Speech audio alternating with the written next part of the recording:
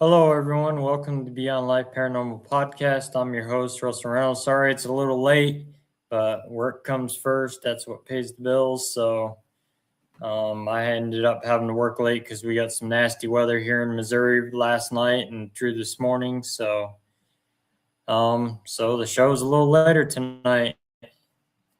Say hi to the chat. Hey, Richie, welcome in. Good to see you.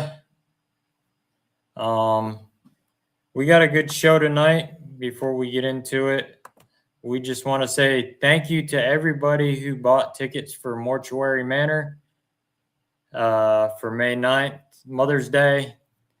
There is still a few tickets left. You got 14 hours to purchase some more. The payment plan ones are all sold out already. So make sure you get your tickets on that.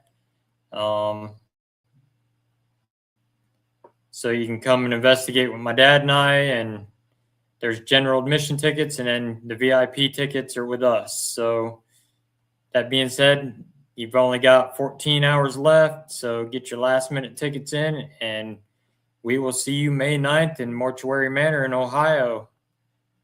Our next event we're going to be at is Crypticon KC, the big horror movie convention. This is the first time they're ever doing the paranormal there, and we are one of the guest speakers that are going to be there. So come on through, check it out. We'll have equipment there, merch for sale, all kinds of stuff.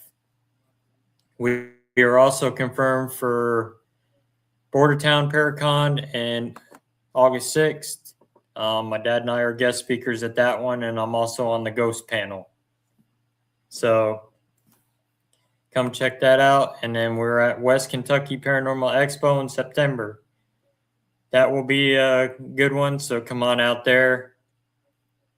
And we are guest speaking, so out there as well, and selling stuff and merch. So come check us out there as well. And then October, we are back at Rock Island Paracon again. So you can come on out there too and see us. Without further ado, we're going to get in the show. We got a good guest tonight. My guest has been on the show before. Hi, Neo. Thank you for the subscription. I appreciate that. My guest has been on the show before. Many of you know him as of the author for the book he wrote in Missouri State Penitentiary, These Walls Still Talk.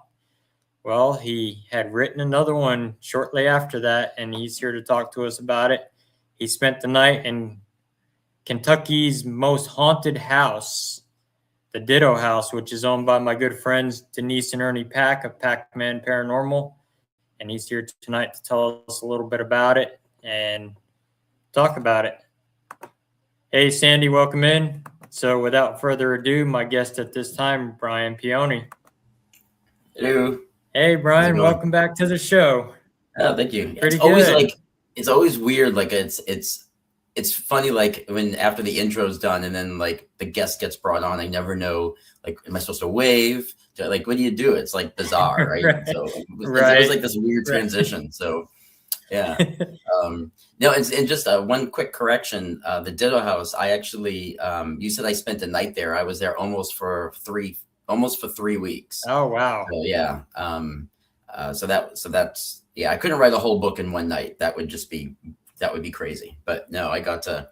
I went in 2 different segments. I went for 4 days, and then I went back for 2 weeks. So it was like 2.5 weeks. I was there total writing. But yeah, but Missouri State Penitentiary, I was there for 8 weekends. So still more time at Missouri than I was at the Ditto House. But you know. So which was scarier for you, Missouri State, writing in Missouri State, or writing in the Ditto House? Ditto House. Yep, absolutely. And not because Missouri State Penitentiary isn't scary and doesn't have its moments, because it is. I mean, the dungeon in 3D. I mean, these are places I refuse to go by myself, right? But Missouri State Penitentiary, and you've been there multiple times. In fact, here with you. Missouri State Penitentiary is so large, right? It's so huge that when I was writing, if it was, 2 in the morning, midnight, it was pitch black. I knew I was the only person in the building. If I heard Hmm. something or saw something, the property is so big that you have this feeling of it that you can escape. Like you Right. have this feeling of I can run out of a hall and nothing's going to get me because I can leave. Right? It's so big. Right? The Ditto House is very claustrophobic. It's very, very tiny. You can't see around the corner to the next room until you actually go into Hmm. the room, right? There was, so I would say that more paranormal stuff happened to me while I was at MSP, but the Ditto House had left me with more anxiety throughout the day because you literally could get up from the dining room table and go into the kitchen for a snack and run into something, and you wouldn't Right. even in the middle of the day, like Missouri MSPs, even though stuff happens during the day, they tend to come out at night there. Like that's when they kind Yep. of activate. The Ditto House don't care. They don't care if it's midnight or noon. I mean, I had things happen to me at noon and I had things happen to me at midnight. And there's always this feeling of every single time I went upstairs to use to use the bathroom of the 3 weeks I was there, I always was prepared to run into something. So there's this level of Hmm. like constant, it like doesn't let up. That doesn't mean that I did every time. It just means that there's more of a possibility, where like like at MSP, if I ran into something, I could turn and run out of the building and I'd be outside and I'd be good. The Ditto House, if you run into something, you could turn and run into something else when you Right. turn the corner, right? And that was what makes the Ditto House scarier from more of an anxiety standpoint, not necessarily activity. Yeah, there was some nights where I'm not gonna lie, I went under the covers. I slept in the murder room the whole time I was there. And there was Hmm. some nights when I was hearing things like pacing outside the door, and I knew that Ernie and Denise were asleep. And I'm not gonna lie, I threw the covers over my head and just tried to fall asleep as fast as possible. Because in that house, you just never know. You just never know, you know. Right. I see Ernie and Denise posts all the time about that place and Mm, stuff outside their bedroom in the yes. hallway. And And stuff happened to me while I was there with them, right outside the nursery, which is adjacent to their bedroom. And I mean, there's some nights when it's just constant like voices in the house and people walking, and then there's like rocks falling down the staircase. And then I saw my first honest to God full body apparition at the Doda house in the ladies' room. I mean, I screamed, she screamed. It was like the scene in E.T. where E.T. meets Elliot for right. the first time. I swear to God that happened. And in all the shadow figures I saw at MSP, it was always like shadow figures. It was always like the movement of that kind of Hmm. silhouette. This was legit woman standing on the other side of the bed. We looked at each other. I took off running.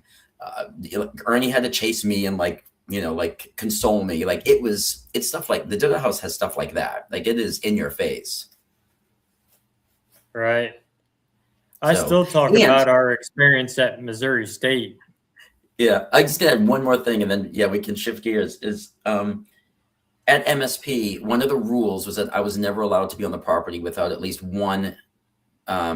Missouri one employee. Like that was Hmm. one of Sheila's rules. Like you will not be on the property unless there is an employee also somewhere there. I mean, they could be in the ticket office and I could be out in 3, but someone had to be on the property Right. with me.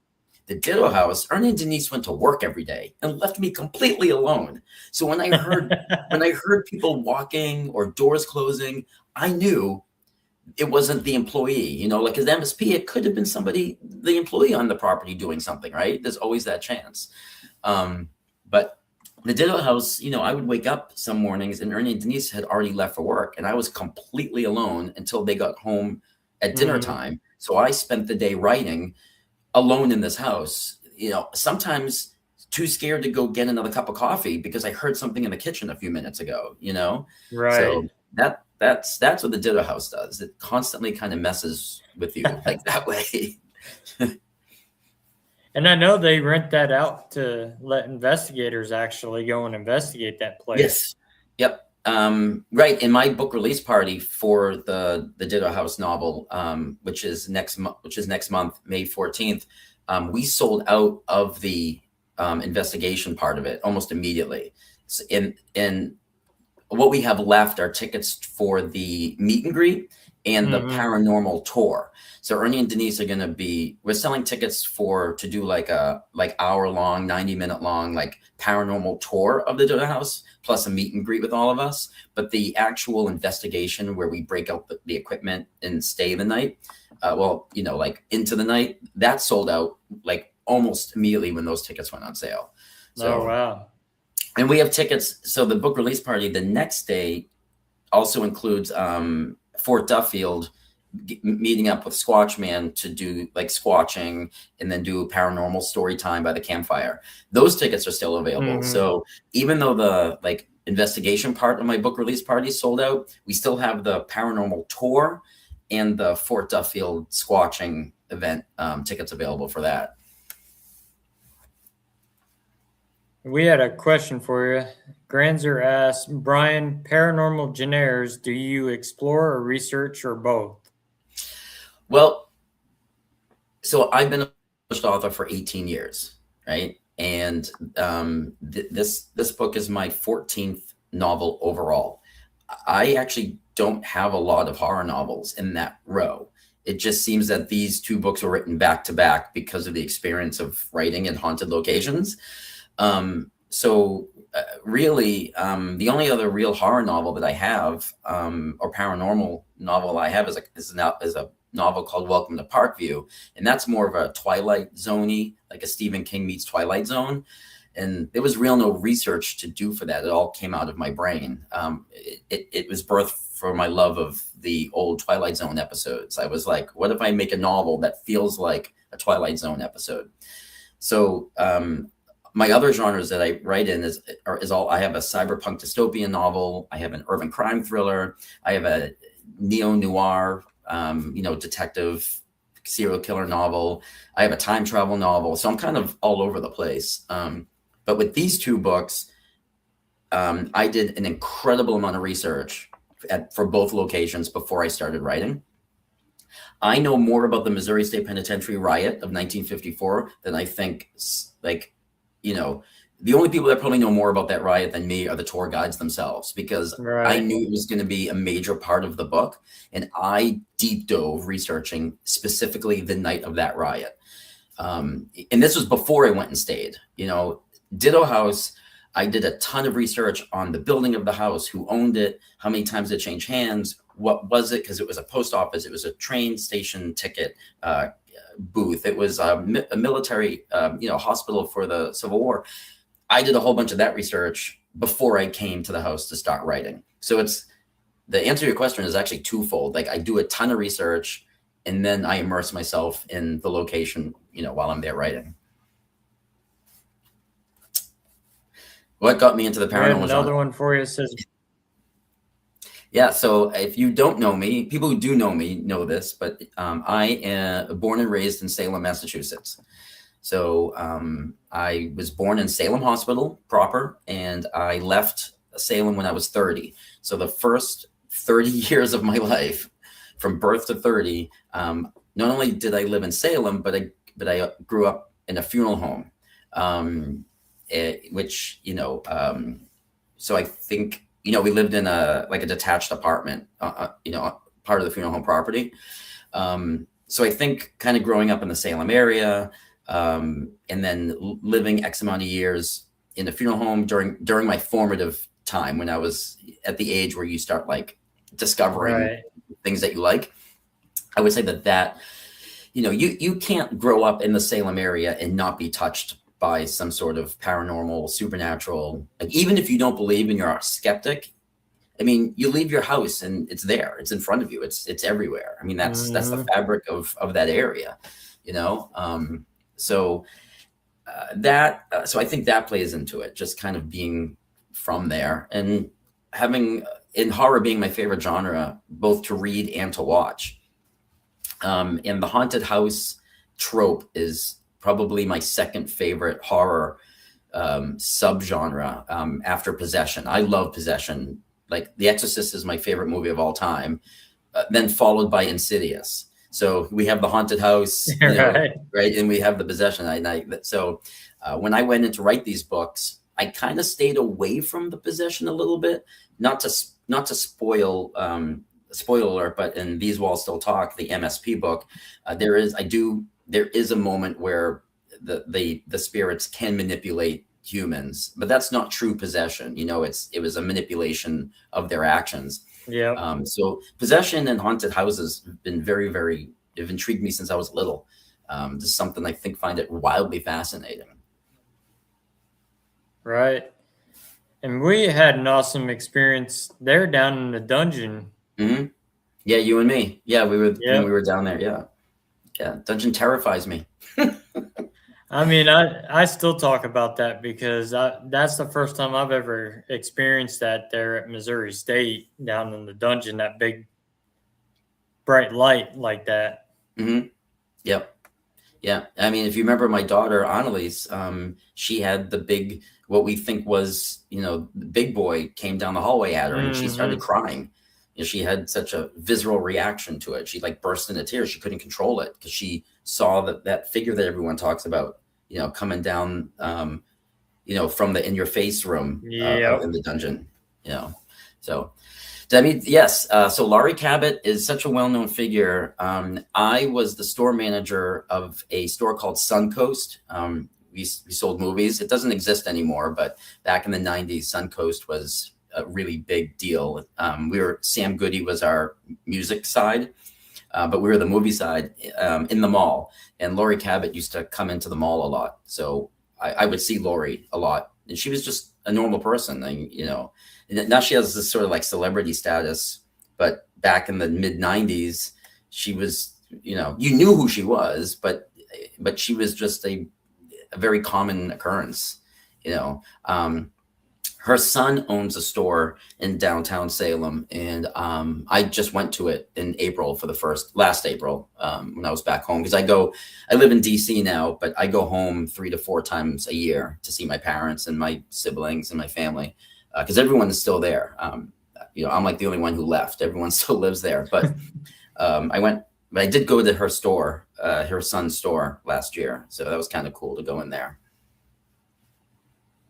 Oh yeah, I've been past Salem, never been in Salem, but it's definitely on my list of places to go to. Well, if you need a built-in tour guide, I'll meet you up there. It's a 7-hour drive for me. I go up all the time. I'll take you up on that, definitely. Yeah, Suncoast says, "Oh well, yeah, I remember Suncoast. Sam Goody. We used to have Suncoast here. I believe we had one in New York also back in the 90s. Yeah, they were everywhere. I mean, they were in a lot of malls, but I was the store manager of the one there. Because I remember going there and getting movies and stuff with my friends from high school. Yep. It was good times back when we had. How's your daughter doing, anyways? Is she still? She got doing into the film stuff. Yep, she got into ASU.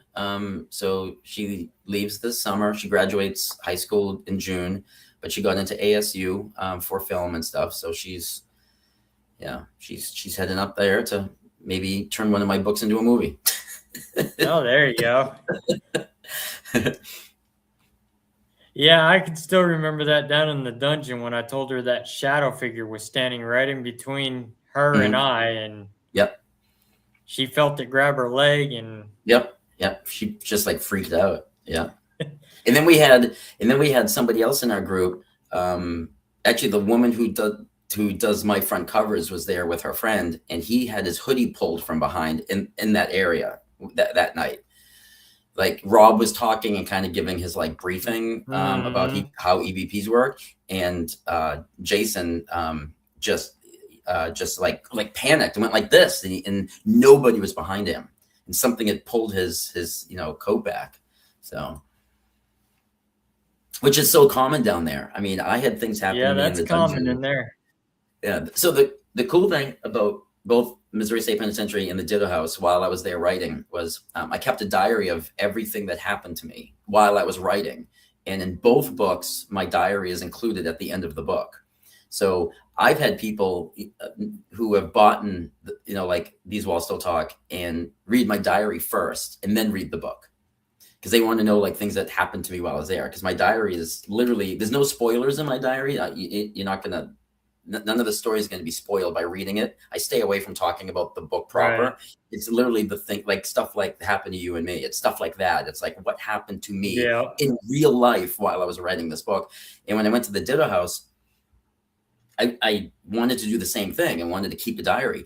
But there were times at the Ditto House when so many things happened in a day. I know I forgot stuff. Like I know some of the stuff isn't in the diary that happened because there were some days where it was so active, but both books have a diary at the end of everything that happened to me, which is kind of fun to review.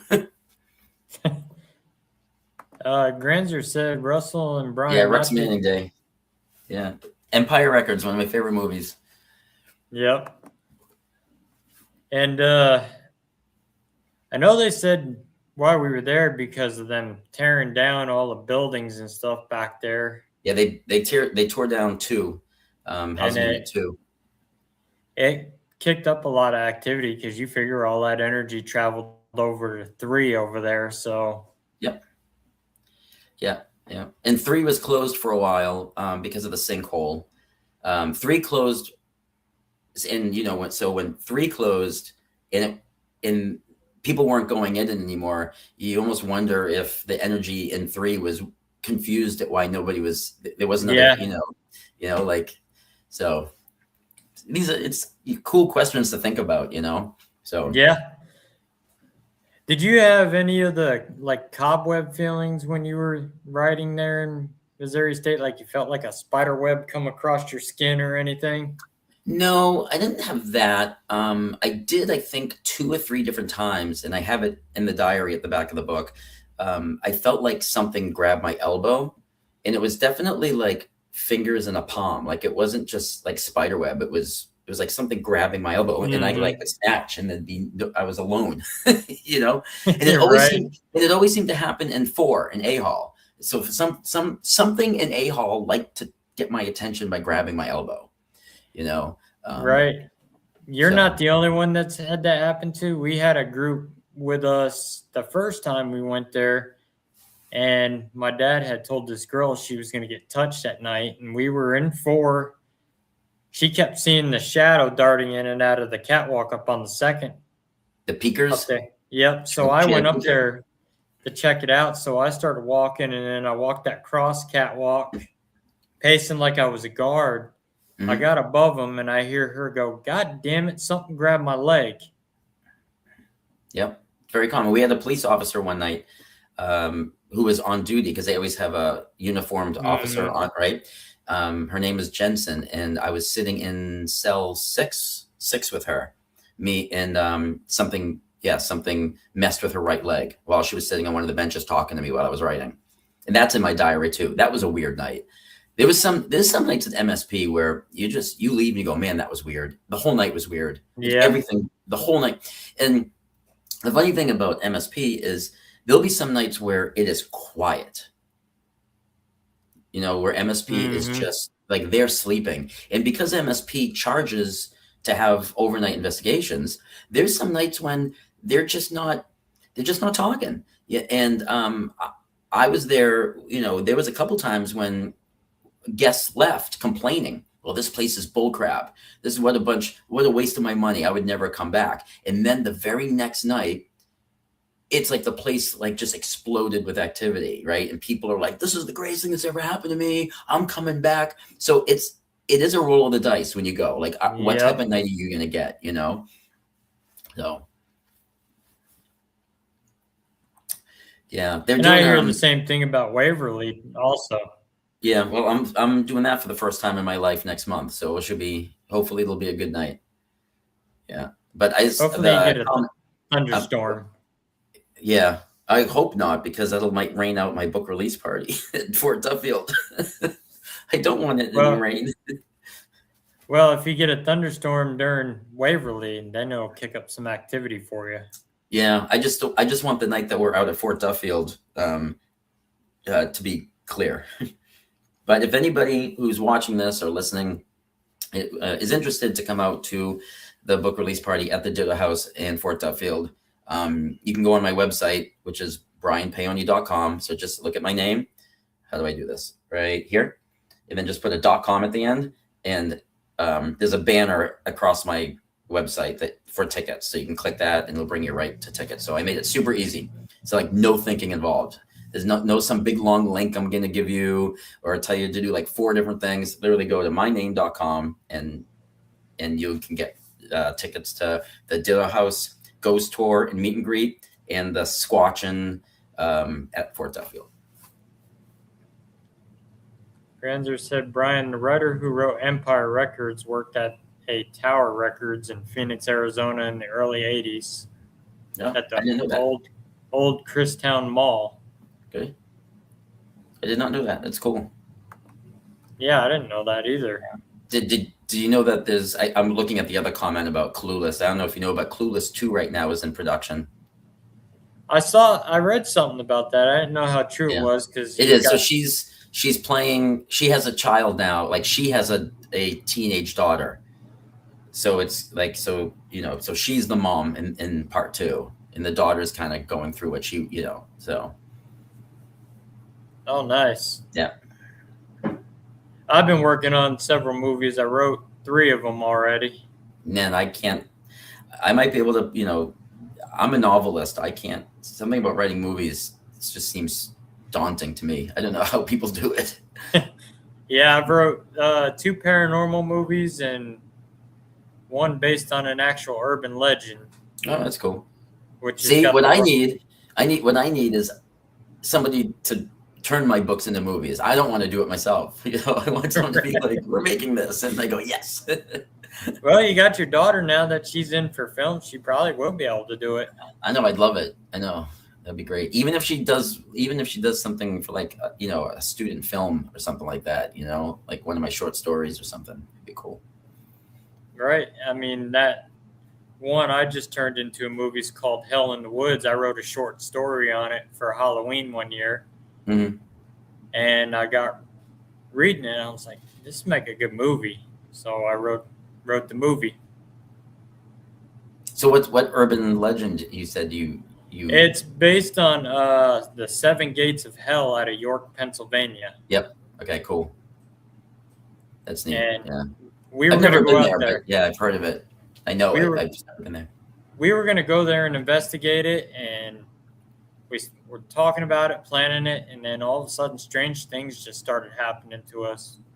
Started having nightmares and all kinds of stuff.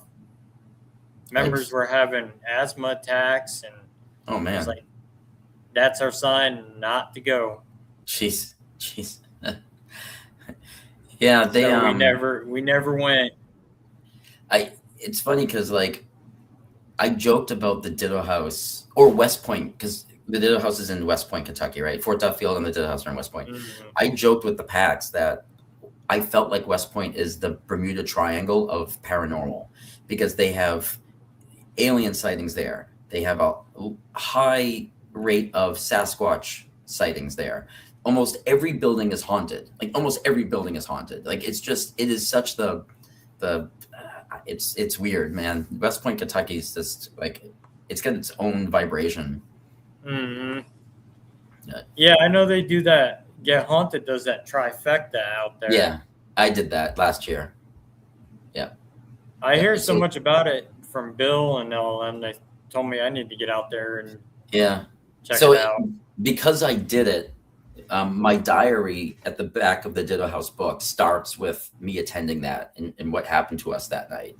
So it's kind of cool because it's split up. The night split up into like 3 sessions. You do ghosts first. Yeah, ghosts first, Squatches second, and then the aliens third. So it's kind of cool how Rob has it set up. So it's neat. But then you got Squatch Man. He's awesome at what he does. It was so much fun to write him because he's in the book. He's one of the main characters in the Ditto House book. And the name of the book is Unpacking the Ditto House, which is a play on words because of the Packs. The Packs own it. Mm-hmm. So it's Unpacking the Ditto House, which I had kind of fun coming up with that. In the book, it is fiction, right? But it involves real people, just like These Walls Still Talk. Like the storyline is fiction, but it involves real people in a real place. And in the book, it's about Ernie and Denise buying the house and moving in. So they're unpacking the Ditto House. And one of the, Silas Rodman, he's the traveling salesman that was killed in the Ditto House in real life. They thought he was cheating during a card game, and they murdered him in the murder room. And that's where they let me sleep the whole 2.5 weeks I was there.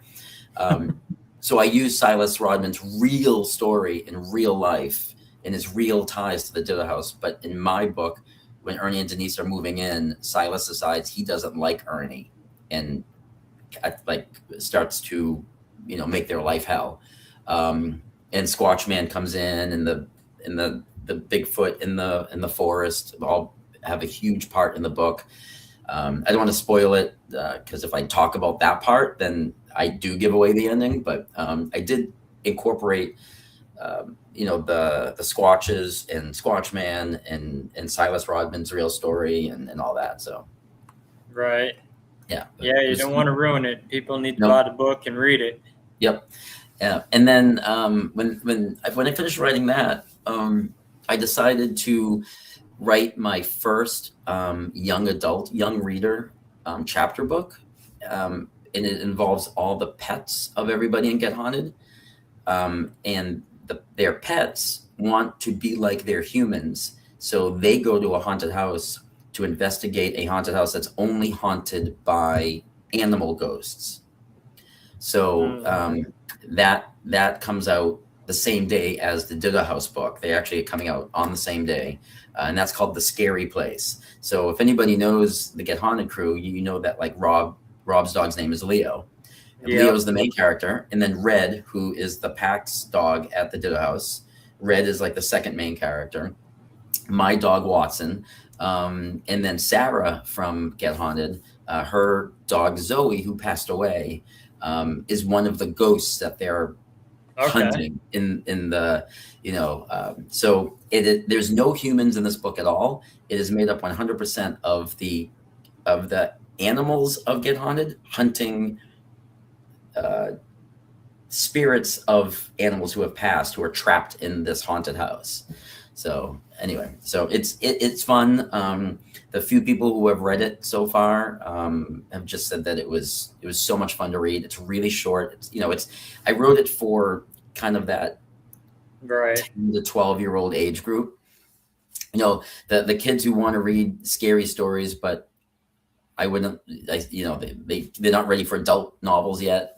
So it's very Leanne and Todd who do the Bell Witch Cave tours. They got a brand new puppy named Finley, and he's in the book like as a puppy. Kaylee from Get Haunted.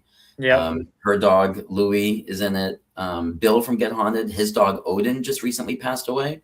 So Odin is one of the ghosts in the house that they're tracking. So it was kind of cool to take real animals who are alive and real animals who have passed and kind of create this Get Haunted kind of like side story of everybody's pets. Right. So that's called The Scary Place, and that comes out next month too. And The Scary Place and the Ditto House novel, you can pre-order both of those right now on Amazon, or if you want a signed copy, you go to this.com and you can pre-order. If you pre-order them on my website, I automatically sign them. So. Does Leo have his personality in the book like he does in real life? I did. So that was a lot of fun asking each owner, and I remember Rob being like, well, Leo's just an asshole. He's like, so I kind of in the book, Leo is kind of has this like too cool for school. Doesn't really he comes up with all the ideas, but then he always kind of goes off script, and he's always like kind of going off on his own while everyone's over here. He's over here trying to Right. figure something else out. Yeah. So in Red, I spent 2.5 weeks with Red, at the Ditto House. So I kind of got to know his personality a lot, and I used how he is in real life. He's just kind of that wise old soul, so he's kind of the voice of reason through the book. And Mm-hmm. my dog Watson is an absolute spaz. So he's through the whole book, my dog, he's more like, he's the one that's always like squirrel, he's just always just not because he's trying to not pay attention. He's just like constantly distracted by shiny things. But so it was a fun book. And and Denise Pack, owner of the Ditto House, she did the front cover. She designed the front cover of The Scary Place of the pet book. So nice. She painted it. I actually painted on canvas and then UPS'd it to me. So Granzer had a question. What is the best documented ghost encounter? A. Brown Lady of Raymond Hall, yeah. Enfield Poltergeist, White House Ghosts. Yeah, I don't know. Yeah, that would be a tough one right there. I know the most about the Brown Lady between the, I don't. So that's, I have to. I mean, if that's an actual question for me, then I have to go with the one that I've heard about the most. I don't know much about the Enfield Poltergeist. I guess I'll have to look that up. That's the one that the Conjuring 2 is. Oh, okay, then yeah, that makes sense. Yeah, Conjuring 2 is my least favorite of the four. Maybe that's why I didn't recognize it, because I don't really like that movie too much. If you watch, go on YouTube and look up the Enfield Poltergeist, Ed Warren, you'll see Ed Warren actually communicating with something, and a table's actually sliding across the floor as he's asking questions to it. Okay, yeah. Conjuring 2, I've only seen it twice in my life, and the second time I watched it, I was like giving it another try, and I just, when it ended, I was like, yeah, this is definitely my least favorite of the series. Yeah. Which Ed and Lorraine only assisted on that. That was more Morris Gross, his case on that. Ed and Lorraine were only called to assist because of the church, but right. And then the White House ghosts, you hear that all the time, that these presidents are always reporting that there's ghosts of former presidents walking around there. Right. They've seen Abraham Lincoln walking through there, George Washington, and Granzer said yes, Brian. It's a question for both you and Russell. Well, that was my answer. The answer was the Brown Lady. That's when I feel like I immediately, well, because we all hear about the White House ghosts, but to be honest with you, like, I don't know if there's like a roster sheet. Right. But yeah, you don't hear much on the Brown Lady. You'll hear more of the White House ghost and the Enfield Poltergeist, but you don't hear much on the Brown Lady. Or you hear more on the Lady in White. Right. Yeah. She seems to appear everywhere in the United States. Yeah. Hey, and the MSB has the Lady in Gray, the Gray Lady, they call her. Yeah. And she moseys around, Housing Unit 1. Yeah, she does. I've heard Jenny talk about her several times. Yeah, she has a big part in the book. In my book, These Walls Still Talk, The Gray Lady. There's a whole section of the book that takes place in 1, and the Gray Lady kind of, pops up, makes her appearance. Right. Yeah, I've never got to experience her yet, the Gray Lady, but I've experienced the lady down in the dungeon before. Yeah, I haven't experienced the Gray Lady personally either. Me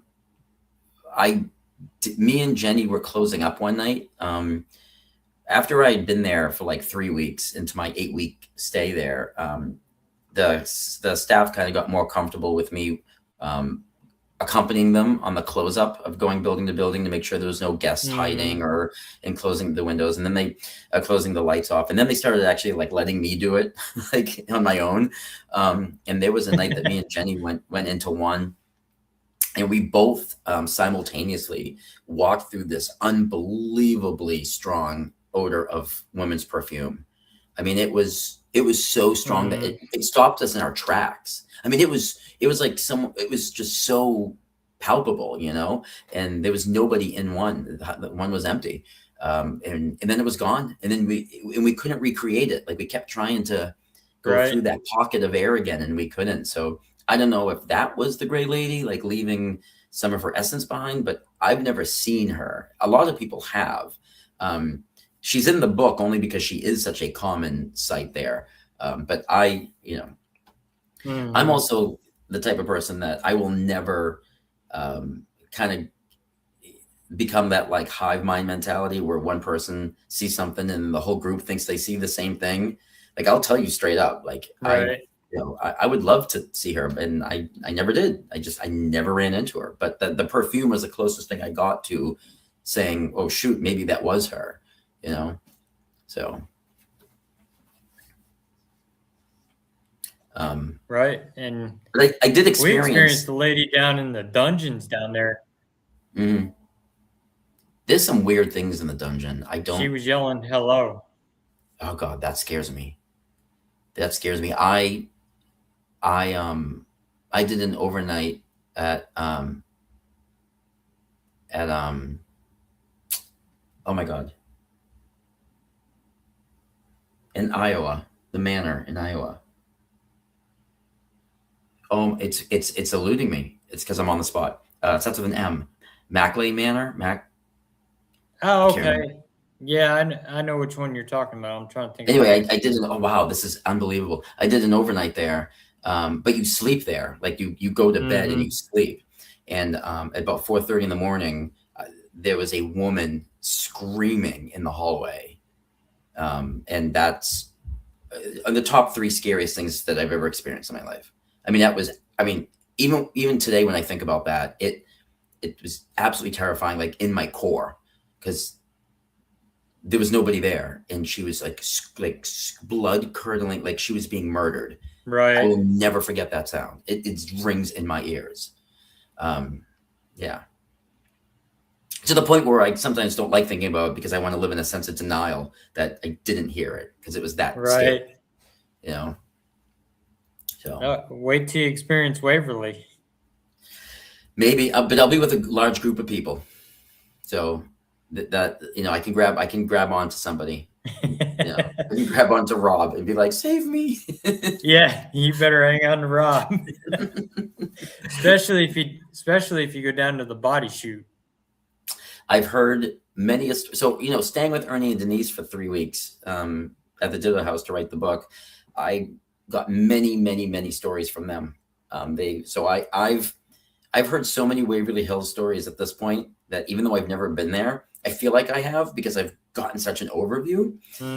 So I'm well versed on the shoot. I'm terrified of certain places in there because of the stories that's been told to me by them.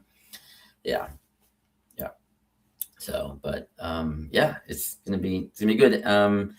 If you get the courage, lay on the surgery table on the 4th floor. Oh God. I'll be too sober for that. Have Rob wheel you under the light. No, that's nope. Nope.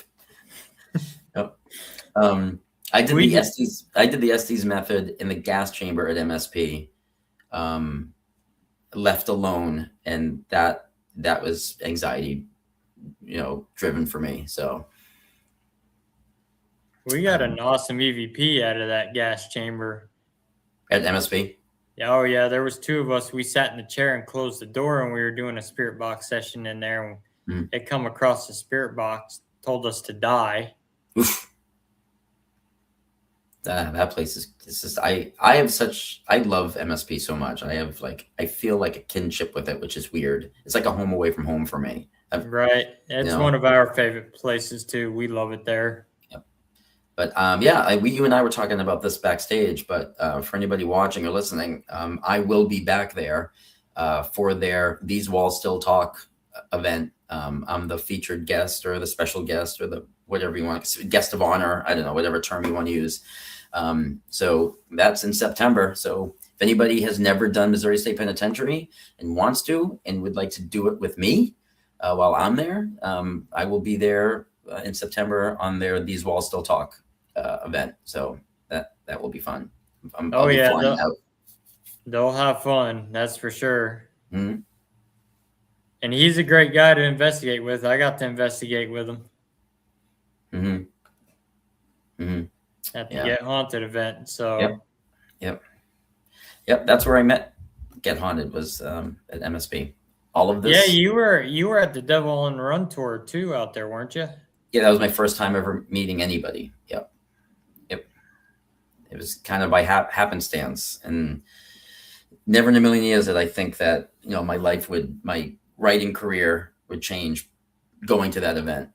You know, because this was before there was any ideas of novels or knowing anybody and stuff like that. So, but and plus you got to experience the Warren's Occult Museum out there and the Shadow Doll. And yeah, I have a picture taken with the Shadow Doll, and Wade took the picture, and then after he took the picture, he handed me my phone back and he said, "Oh, she's really angry. You've made her really angry." I was like, "Oh God," because I put my cheek up against her glass, so we were both facing forward, and I'm like this. She's like, "Oh, she doesn't like that." She's like, "She doesn't like that." She does not like that.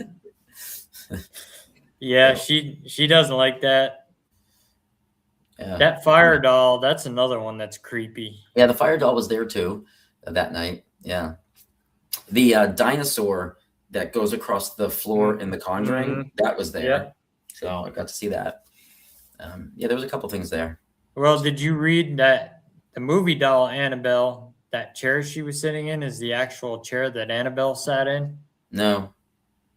Yeah, that was the actual chair that Annabelle sat in before they put her in a case. I did not know that. And I've got a picture. I took a selfie that day there. I took Annabelle in the chair by herself. And you look in the picture and you see this.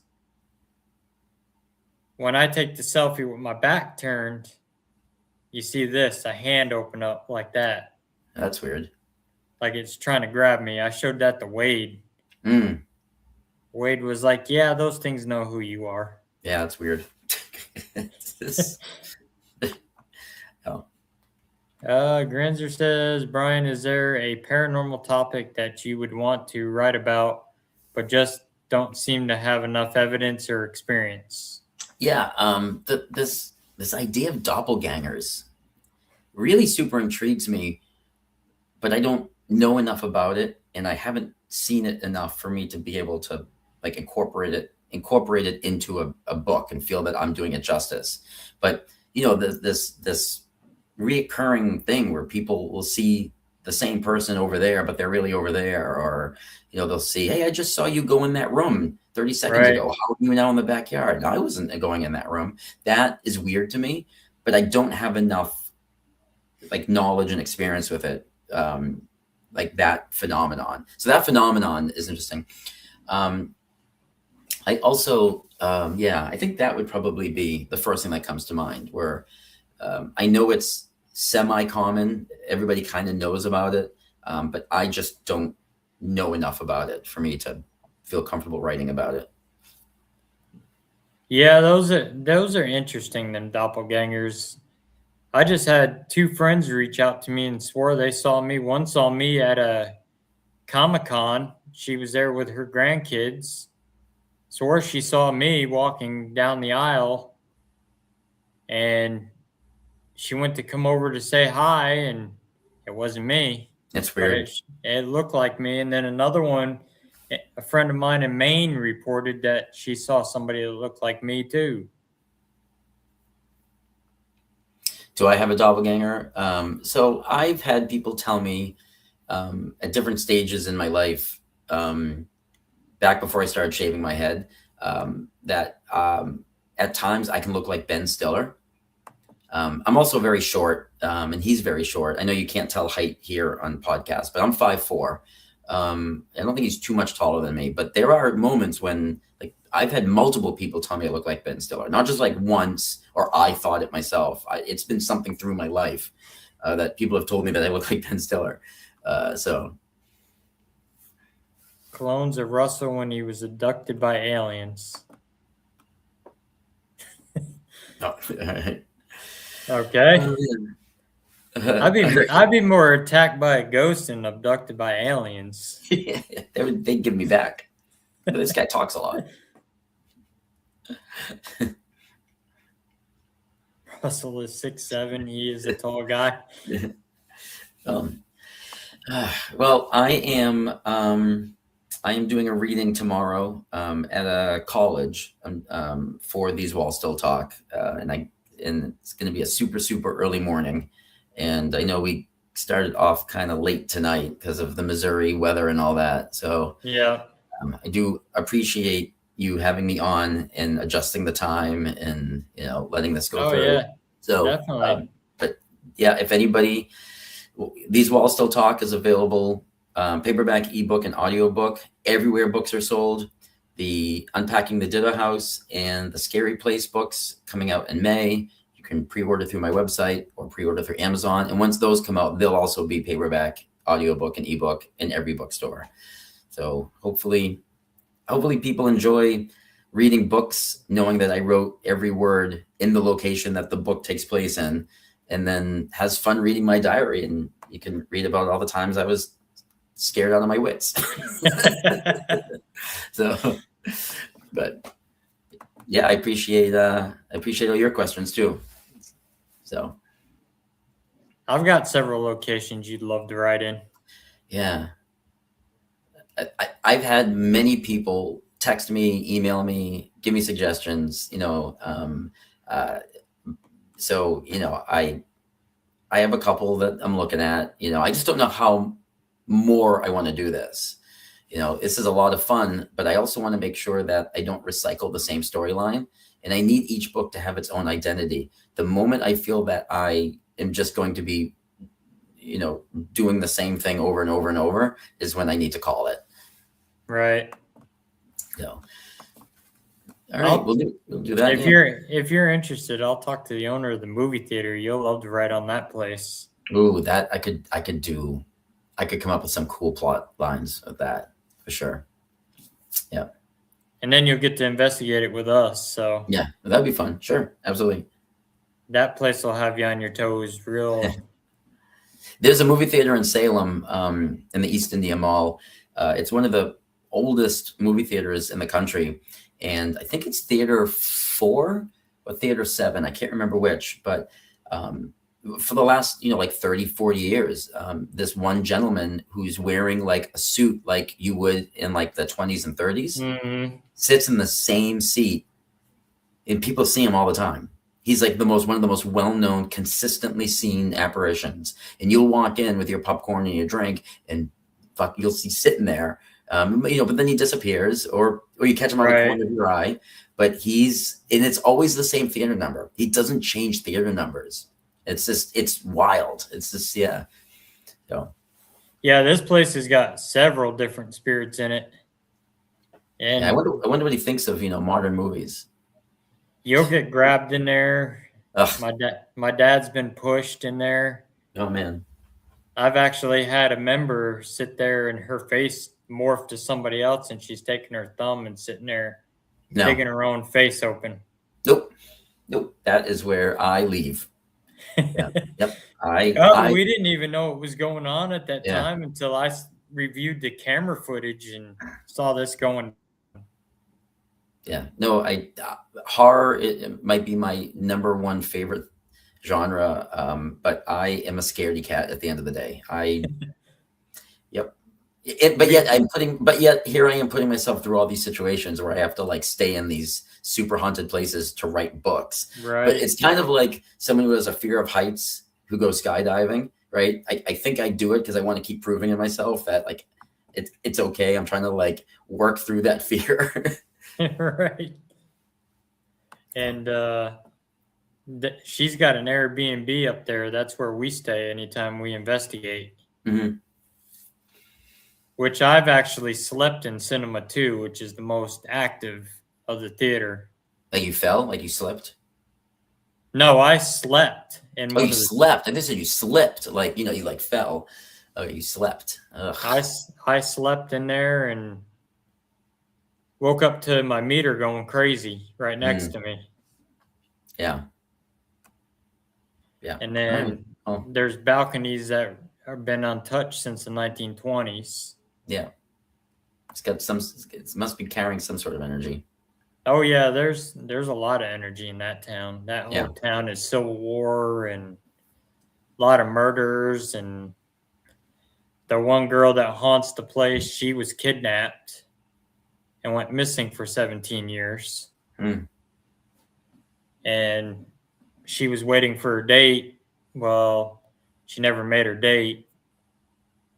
And she does not like the living. She will throw. I don't like most living either, so I guess that we have that in common. She'll throw temper tantrums and bang on stuff. She'll throw stuff, and scary. They told me a story. They were in there cleaning one morning, and they hear the seats going like this, up and down, and they can hear a whole conversation going on. Right. Their exterminator, he won't stay in there. Yeah. He gets in there, gets his stuff done, and out. Yeah. I think one of the reasons why I accepted staying at the Ditto House to write that book was because it sounded so absolutely terrifying, and I just was like, I need to prove that I can do this. Right. And I had every intention of leaving if something really freaked me out. Seeing that full body apparition in the ladies' room, where, like I said, like I screamed, she screamed, we both ran in separate directions. Like that night was really bad. Like, and then the night that I finally heard the giggling children that Ernie and Denise talk about all the time, when I finally heard the giggling children, because that was my biggest fear going to that house. I was terrified of those stupid giggling children. And then when I heard it outside the door in the nursery hallway, I seriously was like, I might leave. I might just not finish this book, and that would be fine. Right. So anyway, but their house sounds like my cousin's house. My cousin's house is active because the property is a Mormon massacre war of the Battle of Crooked River, where several Mormons got slaughtered and a general got killed, and their house is just like a revolving door for spirit activity. I'm constantly having to go over there and do cleansings, and in fact, tomorrow night, that's where I'm going to be, is at their house investigating. Because we spent the night there last weekend, and we were staying upstairs in the one bedroom, and something was bothering my father in the middle of the night. He woke me up, and it didn't bother me. I could sleep right through it. It don't bother me. It was aggravating. It ripped the blankets off of them. Yeah, it was crawling. It was crawling across the ceiling. Yeah, kind of like the creeper at MSP. Yep. Wait till you see the creeper at Waverly Hills. Nope. I've heard of the creeper. No, just stop. Just stop. Just. That's not too bad. The creeper's more afraid of you than you are of him. You start walking towards him, he'll go down over the wall and down into the other floor. Yeah, I think I saw the creeper. I know for a fact twice at MSP while I was there writing, because there's 2 diary entries about me seeing it. There may have been a third time, but I know absolutely for certain I saw it twice, and it's startling. I mean, there's the what the hell is that, and why is it moving like that? And then you go, and then me, oh God, no, and then I'm like running for the office. So. I know Jenny saw it shortly after we all left. Oh, that night? She was walking through, and she seen the creeper, and she had a water bottle. She jumped and threw her water bottle, and she messaged me about it. And that was in Death Row. Yeah, well, that's where he's seen the most. Yep. Yeah. That's why in my book, in These Walls Still Talk, he he spends most of his time in my novel in death row, because that's where most sightings come from. So, but Yeah, Granzer, I like the creeper, especially the one at Waverly. He's pretty interesting. God damn it, just God, I constantly rethink my life.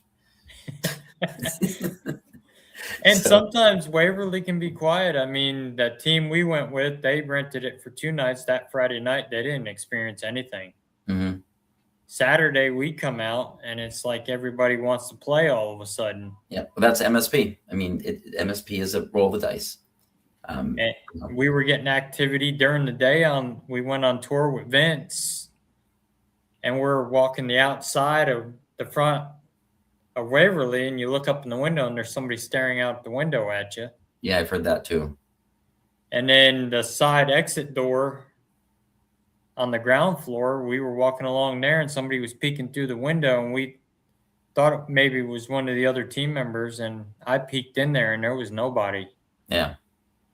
Fourth floor, walking the hallway, somebody's peeking around at us in the hallway. Yeah, I guess we'll see. It's going to be great. I'll give you a little warning. The man down on the first floor, he's not very friendly. All right. He will cuss at you. Okay. So if you try to communicate with him, he will cuss at you. I will remember that. I'll be too busy screaming and running the other way. It's fine. You need to do the Waverly Hills challenge. Which is? Slide in the morgue slab for 5 minutes. Yeah. How about no? It's not too bad. There's no door on it, so you're not. That sounds even worse. Most people went in feet first. I went in head first, so to resemble like a body getting slid in. And I laid in there for about 2 hours. I almost fell asleep in there. Yeah, that's because, you're not like me. But that's what we do. We go into all these haunted locations. So yeah, I just go in and find a safe place and write, or at least the safest place where I have the most view of the property. 502, we didn't experience nothing up there. Yeah, and that's Ernie and Denise's. That's their mecca. Their ground zero. So, I remember Ernie's got the tattoo, the 502 tattoo. Yeah, so because 502 means so much to Ernie and Denise, I use 502 in the Diggle House book a few times as an Easter egg. I threw it in for them. So, right. And anyway. I know they were a big part of Waverly, Ernie and Denise. I've talked to Ernie about it quite a bit. Yep. Yeah, everything I know about that place comes from the stories that they told me while I was, staying with them. So, yep. Wait till you see the axe holes in the door. Yeah. That's when it sat abandoned. A bunch of kids broke in there and they tried to get that metal door open and it wouldn't open. And they got trapped in there. They ended up having to call the cops on themselves. Oh man, to get out. To get out of there. I think I heard that story actually. Now that sounds familiar. Yeah. And they were taking that axe and they were putting it through that metal door. You can actually see where the axe actually penetrated the door. That's crazy. Yeah, that's crazy. Well, I'll ease your mind a little bit about the creeper. The theory is on him, there was a man in there that was in a wheelchair. And he would go down to maintenance, get his wheelchair oiled. And one day he went down there and there was nobody there. And he ended up going off the loading dock and face planted into the pavement. So they think he might be the creeper spirit that they see because he was paralyzed. So the only thing he could do was crawl. Interesting. That makes it even scarier. So. All right.